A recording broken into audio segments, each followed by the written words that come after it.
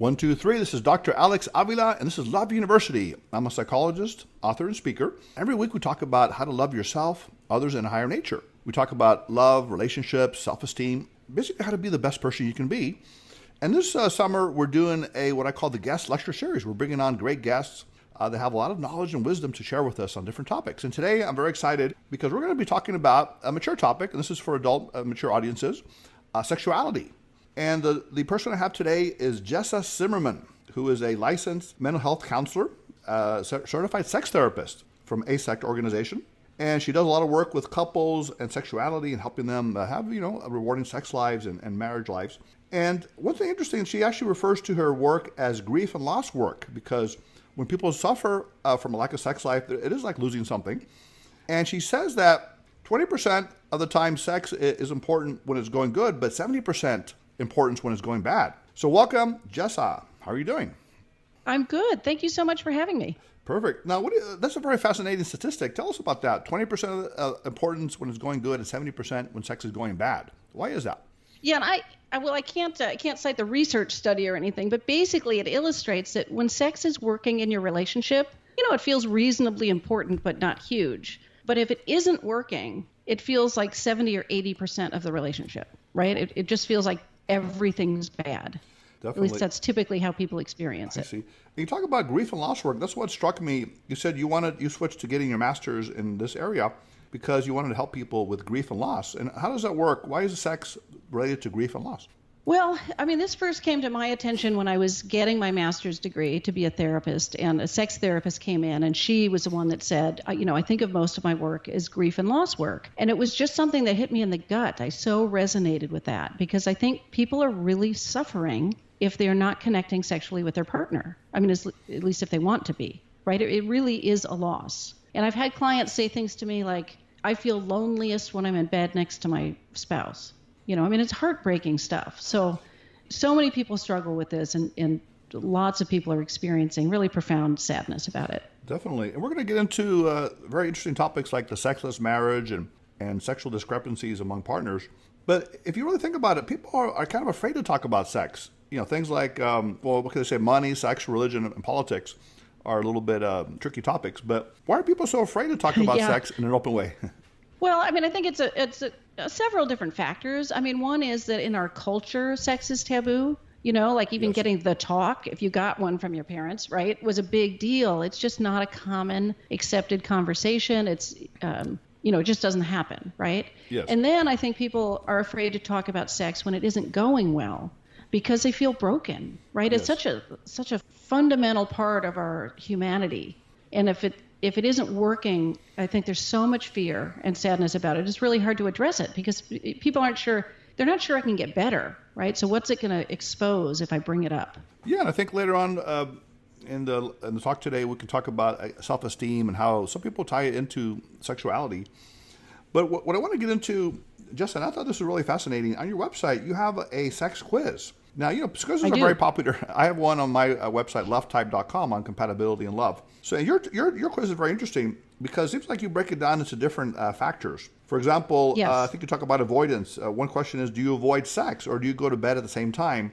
So tell us a little bit about the sexual avoidance pattern that we see in couples. Yeah, it's interesting because putting my observations from my practice, my therapy practice, yes. that sort of became the quiz, right? What are the themes I see and the problems people have? And avoidance is huge. And that's actually the subject of the book that I'm releasing in September. It's this whole thing about a sexual avoidance cycle. Wow. So what happens is people have sexual experiences that don't meet their expectations, right? They don't seem to go well. And if that happens often enough, right, they start to feel disappointment, inadequacy, anxiety, right? It starts to be this really bad feeling thing. And human nature is to avoid bad feelings, right? Yes. So when sex goes badly enough, people start to avoid it, right? And they're avoiding talking about it. They're avoiding having sex, avoiding doing anything about the problem. That, though, creates more pressure.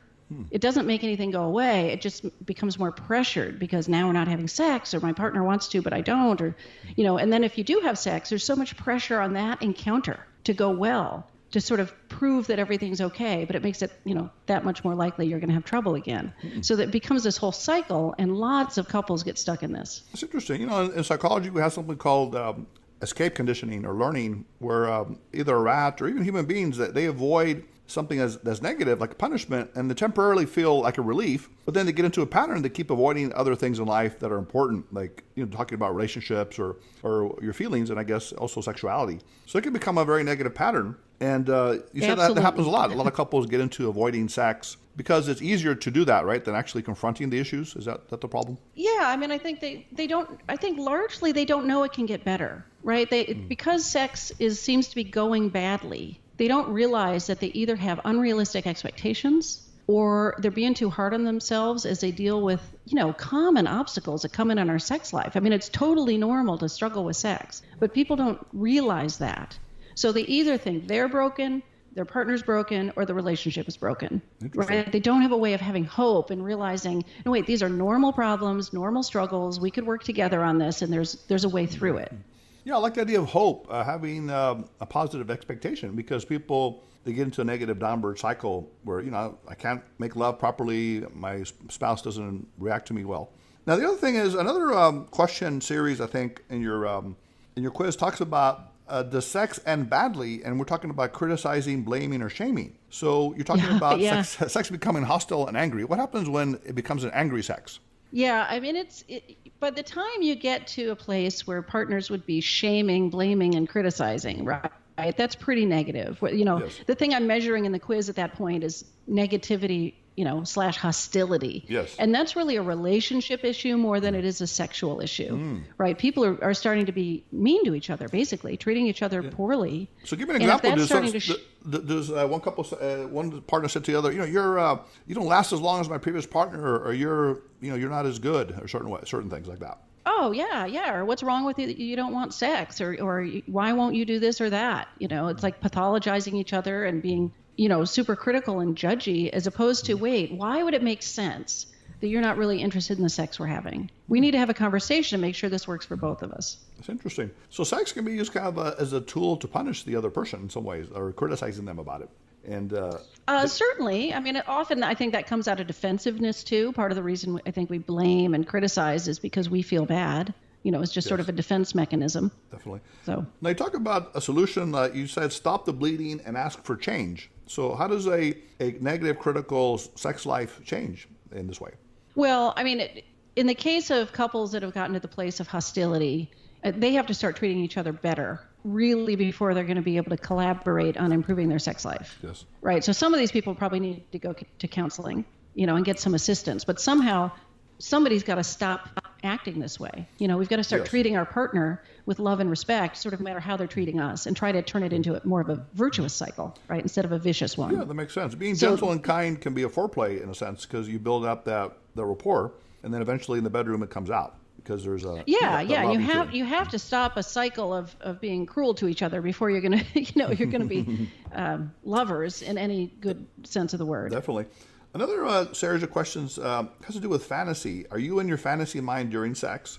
And you call this absence or distraction. Now, are fantasies useful in sex at all, or should people just be focused in the moment with their partner? No, fantasies can be useful, and because each thing I'm measuring had sort of, I think, 6 questions for it. So it's not like fantasizing by itself is some really bad sign, right. But it can be a way of escaping what's actually happening with your actual partner, right? So fantasies add sort of mental stimulation to what we're doing, which can be incredibly arousing, right? Our brain's the biggest sex organ, but it can take you away from your partner. So it might be better to share the fantasies with your partner. Even if you don't act them out, how do you bring them into it and make it, keep you present? But that's only one aspect of being present. Being distracted, being worried, about your body or anything else. There's other ways that keep us from being present. So you're on a desert island and you're finding each other in some beautiful place or something, and share it with your spouse. Or whatever it is. I mean, whatever whatever your eroticism is, exactly. Your sex is going to get way more interesting if you share some of that with your partner. Definitely, I can see that. Another thing you talk about in the quiz, and I know this is really good because you are breaking it down to characteristics or factors. Lack of desire, and I think you asked them, do you know what turns you on? Or how much energy do you put into sex and romance? And apparently there are people that put a lot into it and some don't. And this brings us to a really interesting point, what we call desire discrepancy, or the magic number. Let's say someone wants sex, let's say 7 days a week, and some once a week. What do you do in those cases when you have a high desire and a low desire person together? Well, I can tell you this: you don't just average the two numbers. Oh. I tell my clients that if we're talking about the frequency, like the number, we're having the wrong conversation. So first, people need to know that there's always one person who wants more sex than the other, yes, at least over time. Okay, and that can change. It can go back and forth. You can want more than be the higher desire partner in one relationship, the lower desire in another. There's nothing sort of absolute about this. So having a discrepancy is not a problem, but you have to be able to handle that, okay, and you have to be able to collaborate together. So it's important to figure out, for the person who's less interested in sex, are there any obstacles that we could remove, right? Are there factors that are sort of suppressing what desire they might have? Yes. And that could be the type of sex they're having. It could be relationship issues. It could be, things like distraction and overwhelm at work. I mean, all kinds of things might be going on that could get addressed. Now, what if you have a high testosterone person with a low testosterone, and maybe it's a genetic or some other like deep-rooted desire for sex or non-desire? Should the couple split up? I've heard this before where they're totally mismatched in the sexual area, or can they work it out? Do you feel that there is hope in this case, or are some cases difficult? No, I think mostly there's hope. I think mostly there's hope. I tend to think people don't get together unless they sort of overlap enough. But, occasionally the mismatch might be great enough that could be a deal breaker for somebody. But the other thing we need to keep in mind is that one of the people, and often the lower desire partner, might have what I call reactive sexual desire. Yes. So certain people have proactive desire. They get horny, they think about sex, they're spontaneously interested, they want to make it happen. And other people have reactive desire, which means they may never think about sex, or almost never, right? Don't feel a spontaneous interest. But if they get going, you start kissing, you start touching, you take whatever time you need, your body starts to respond, you start to get turned on. Mm-hmm. It's like, now I want sex. Okay, interesting. Right? That's a valid way of experiencing sexual desire, but both people need to understand that, and they have to be willing to start, right? You have to create the opportunity for that to emerge. So if you're talking about somebody with, high level of desire and somebody with low, it might just be that they have reactive desire. And so that can totally be accommodated. Yes. And I think you say it could be male or female. Sometimes the male is the one that has the low desire and the female the high, or vice versa. Yeah, absolutely. For the people coming into counseling, of my heterosexual couples, I don't know, half the time the woman wants more sex than the guy, and certainly even same-sex couples, somebody wants it more than the other. And also, I've read a book called Love Types and Guy Types that talks about compatibility in the personality types. And you also might have different styles of what turns you on. For example, the very sensory people like beautiful environments, sights, and smells. And the intuitives are more into fantasy and role play. So it can also be, tapping into your partner's, say, sexual buttons, or what do you call it, their desires and the way that they look at sexuality. And the other thing is that I think you talk about, and this is really interesting, how high desire and low sex desire people have different obstacles. For example, you say that some people try to get validation from sex for their self-esteem. Yes. And if they don't get it, they don't feel loved or desired. And that can be a big problem when they tie all their self-esteem into having sex. And if their partner doesn't want to have sex, they feel bad. What do you say to people like that, the high sex desire people? Yeah, I mean, the people that have the higher desire partner, right, who are really struggling with that, they often take the person's lower desire personally, as if it's about them, right? So they are tying their validation to the response they get from their partner, as opposed to thinking, wait, maybe this person doesn't want as much sex. Maybe it has nothing to do with me. Yes. Now, sometimes it might have to do with you, and you better take that on, right? Mm-hmm. If you're doing something unappealing or something. Right. But those people have to start to learn, I don't have to get my validation from other people all the time. How do I feel good enough about myself? And especially, how do I keep advocating for what's important to me without becoming a total nag or a bully? A lot of people in that role will sort of give up initiating.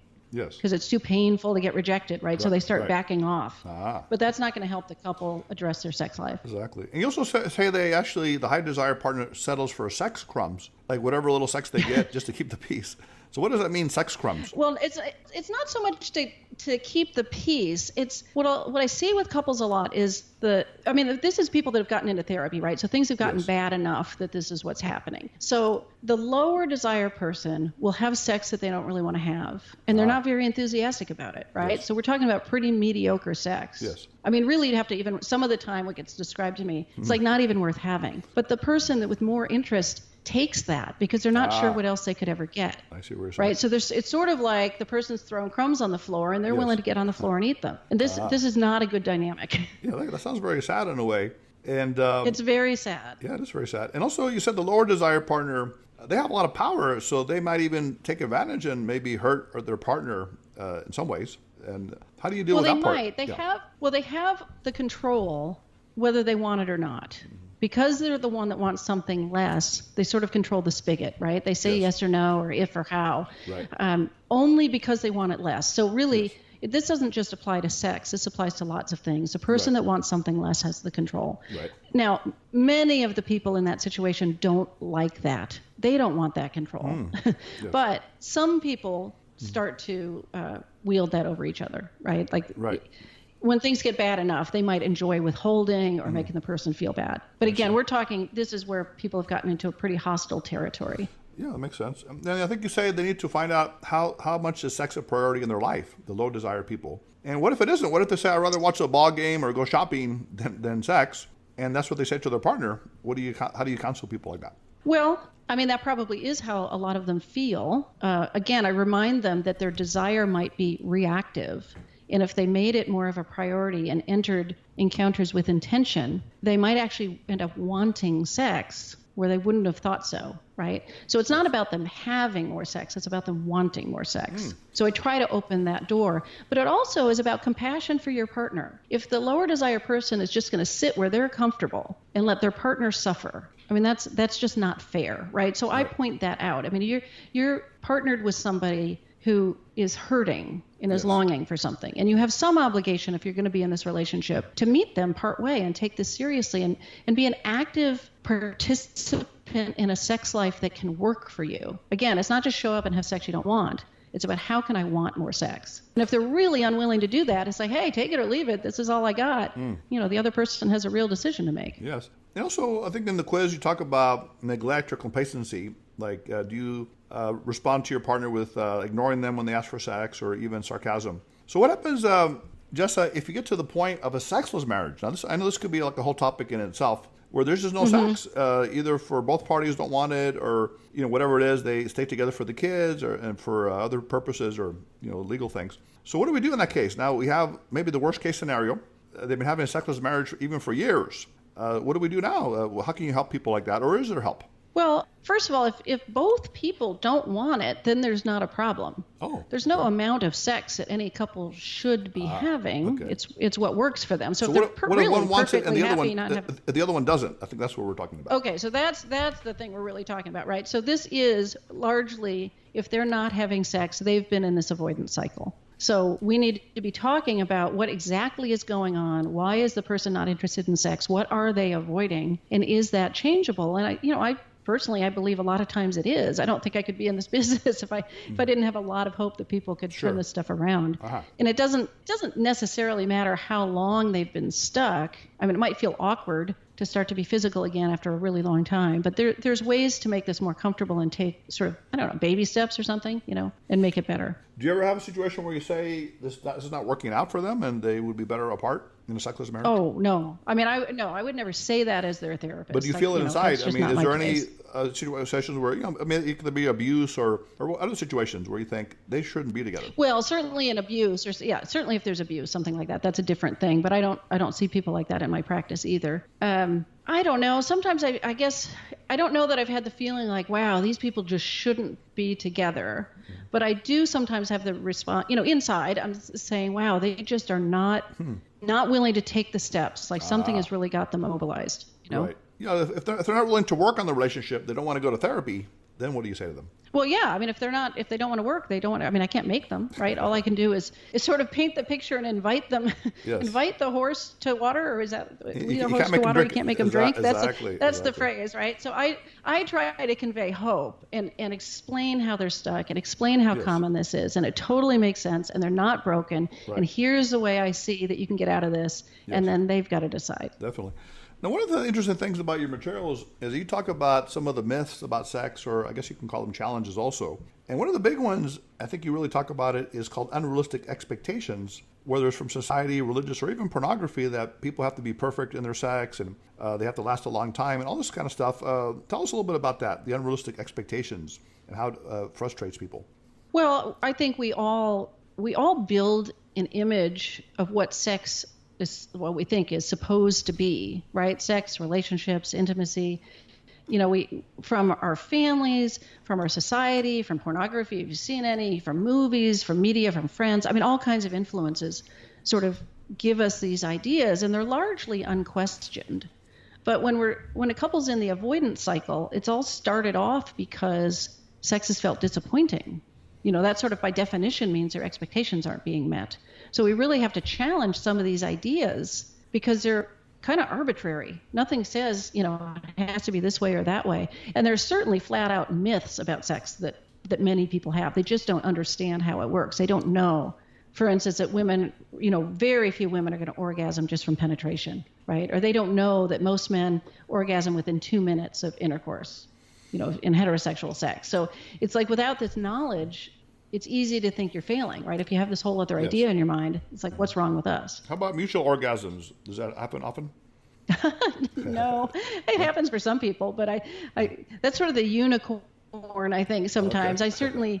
I don't think people should lose a lot of sleep if that's not happening. It's fun to try, right? Yes. But that takes a lot of stars aligning for many people. Okay, so then having those expectations of perfect sex makes you frustrated, and then you avoid sex. Is that the idea? Because you're failing? Yeah, if you have sex that doesn't look like that enough, and you start to feel like something's really wrong, Right. you know, and then you get really bad feelings, then why Yes. would you do something that makes you feel bad, right? So that's where the avoidance starts to kick in. I see.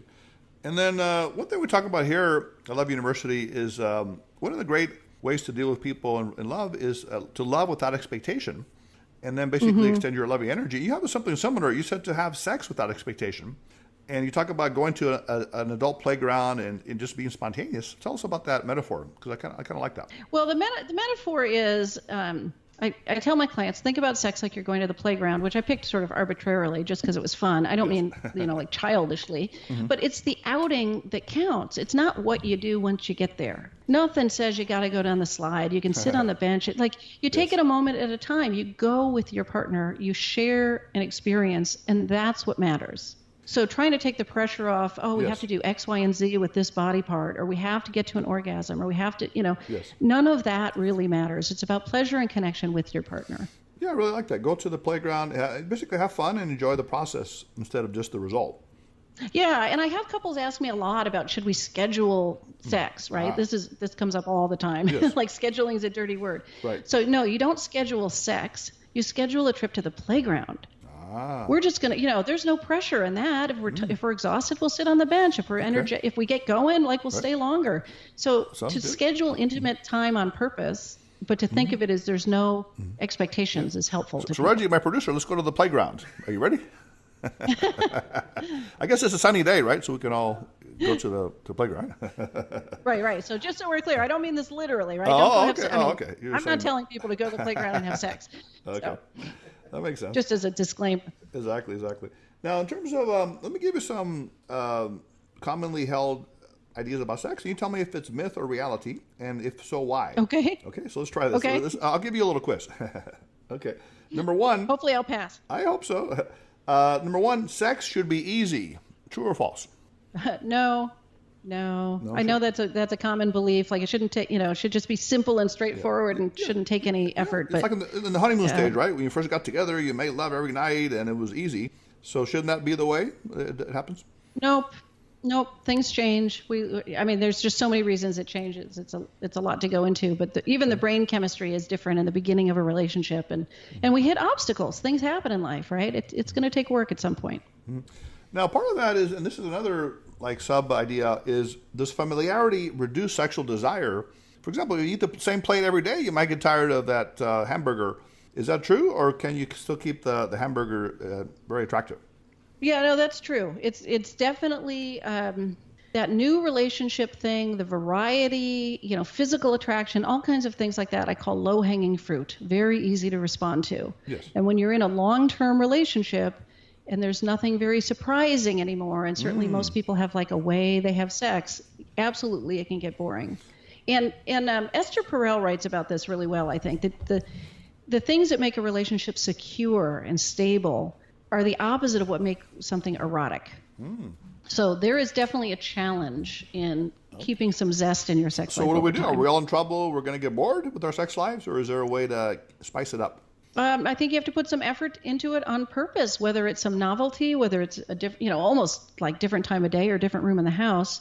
But one of the biggest things you can do is share eroticism. So like when you were talking about fantasies before, Yes.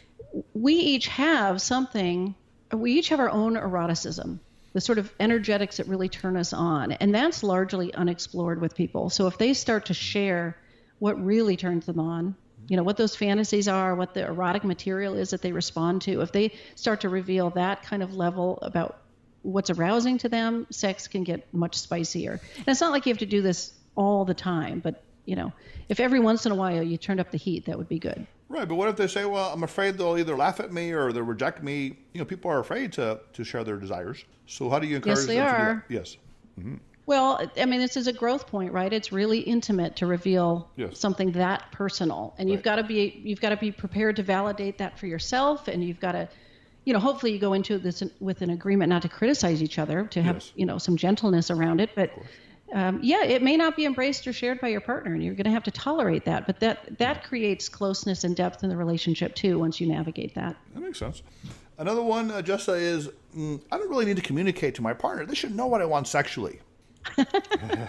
No, that's not true either. They don't read minds. Things change. It really is our obligation to share the information about what we want and what what turns us on and what doesn't, what's okay, what isn't. Okay. So do you feel that sex is almost an underlying vehicle for emotional aspects? Sometimes people fight over sex, but they're also fighting over other emotional things at the same time. You can't take sex out of the rest of the relationship, right? It's all entangled. And then using sex, I guess, as punishment, like you said, the withholding partner, you didn't help me out this way, so I have a headache tonight. How does that I have a headache work with your couples? I mean, the cliche is it's an excuse, right? It's an avoidance tactic, Right. one of many, for sure. I don't know that it's always meant to be hurtful exactly or like punishing. Yes. I think oftentimes people are avoiding for some good reasons and they don't know what to do. Or maybe they feel But hurt. Like, there's, if a partner feels hurt and they don't want to have sex, what do you say in that situation? And the other one wants it. What do you say in that situation? Do you have to work it out? Well, first? then you need to be. Yeah, you got to be having those conversations. Like it's incumbent on the person, I think, to be bringing up what's in their way. So if that includes, I have resentment about how little you help around the house, and it's in my way of wanting to be sexual with you, like we need to have that conversation, right? Instead of have it just be all sort of under, I don't know, under the surface. Right. So communication, I guess, is one big thing that you work with on couples, I would imagine. Not just about sex, but in general, and being open Right, with each other right. and all that. Now, there's a classic Absolutely. technique, and maybe we can talk about any techniques you have, called sensate focusing non-demand, where couples touch each other's bodies, but they don't have genital or intercourse. It's more like getting accustomed to each other. Do you use any techniques like that, or any other techniques to help couples that are anxious about sex and performance? I have my own version of an exercise. It's at this point I don't know if anybody does it quite like I do. It's Yes. highlighted in the book for sure. It's my main tool for couples actually. Yes. So the idea is that the couples take 10-minute turns where one person is a giver and one's a receiver. And the receiver is totally in charge. So the receiver is thinking about what kind of touch would I like most right now, and then they direct the other person. Yes. And the giver says no if they need to say no. So there's no rules about, can't be sexual or has to be sexual. There's no expectations or rules around this. So it gives people a chance to totally think about themselves, put things into words, get in touch with their desires, let themselves receive that if they get it. And it gives the other person the chance, the person that's giving to have boundaries. Say no if I need to say no, and and challenge myself if I'm up to that. That's very interesting. And then they take turns, you said, every 10 minutes they switch off or something? Yeah. Basically it's 20 minutes. So when the alarm goes off, they switch, and then that's it. And part of this is having literally no expectations. It doesn't need to be sexual. You're not trying to If they get carried away, aroused. it may not last 20 minutes, right? If they get really intense. Well, that's true. They can do whatever they want when the whole thing's over. Okay. So it's like a discipline, kind of a little bit of structure you're putting into it. Yes. And what's the purpose? Are you taking away the anxiety of having to, perform in a certain way? What is the advantage of that? Yeah, I mean, there's a lot of advantages to it, actually. I think it's practicing something like going to the playground, going into an encounter without any expectations. This is very different from sex, so it's like already we're out of the rut. It's getting people to think about themselves and take care of themselves, which normally people are struggling to do. They're thinking about each other instead, right? And they're exploring without an agenda, so they can learn a lot about what might be pleasing. And you said the partner that's giving, they can put limits on what they want to do. So how do they do that? They say, I don't want this, or what's the way they respond? Well, the giver, the instruction is to say no if you need to say no. Yes. So if something's going to be painful or it's really going to be negative, you just say, I need to say no to that, and the person picks something else. But my instruction, if they just want to say no, so this makes me a little anxious, or I don't know if I want to do this, then I invite them to do it anyway, because they're going to learn something about that. Okay. So it's kind of like a yellow light. They can try it, but they're still kind of looking at it. Yeah, exactly. Right. It might get worse, and they might need to say no, but they're trying to you do your learning outside of your comfort zone. So it's important. Fascinating. Well, Jessa, this has been a wonderful show. I mean, I think we've covered a lot of good material here. And what really made it very interesting to me is that you talk about sex in a sense of an emotional loss or even grief. You talk about it as people that are suffering from pain, right? If their sex life is not right, and you said it's very important when it's wrong. But I mean, it's important when it's good too, but a lot more important when it's going bad. And that's it feels that way, yes. Yeah. So this is a really big part of people's lives. So you're dealing with a lot of deep emotional pain issues. Is there anything you've learned in your life that you've applied to this, or do you come from any experiences in life that have helped you become this sex therapist? Yeah, I mean, a multitude of things. My parents were incredibly happily married for 52 years. Wow, that's unusual sometimes. And super sex positive and, open and things like that. And yet, my marriage failed. Oh, no. So that was not enough to equip me for success. So after the divorce is when I went back to school to be a therapist and just sort of really focus on what makes relationships work. I see what you're saying. Well, Jess, it's been a wonderful time to have you. Now, is there any place where people can go to get your information about your workshops or therapy and things that you do, and the website or anything? Yeah. My website is jessazimmerman.com. And basically everything's on there, right? My YouTube videos, there's information about the book, the courses, the quiz, all of it's on my website. So that would be the one-stop shopping. Perfect. You said your book is coming out. Is that a new book, or is that something you're working on? Yeah. It's a new book. It's coming out September 25th. It's called Sex Without Stress, a couple's guide to overcoming disappointment, avoidance, and pressure. So it's all about this. Sex without stress. I mean, people don't always put those two together. You think, sex is a stress reliever, supposedly, and has endorphins. Well, for hopefully it is, but for lots of people it's stressful. Interesting. That's pretty fascinating. So definitely, if you ever get down here, we can maybe collaborate on something if you like, Jessa. And that would be great. Thank you. We can keep in touch in the future. So this has been Love University. If you have any questions or comments on the show, or if you want to be the guest on the show, you can reach us at lovetype4u, the letter LOVETYPE, for you at AOL.com. Also loveuniversity.love. You can call us at 310-226-8090. Again, Jessa, thank you very much for being on the show. And we encourage everyone to practice some of these techniques to have a great sex life, love life, and really develop intimacy, because that's really what makes life worthwhile for many people, is that feeling of being loved and sharing love and accomplishing great things. So for all you students out there, Love University, we're now in recess. Put away your iPads, your pens, your pencils, and your computers, and we'll see you next time.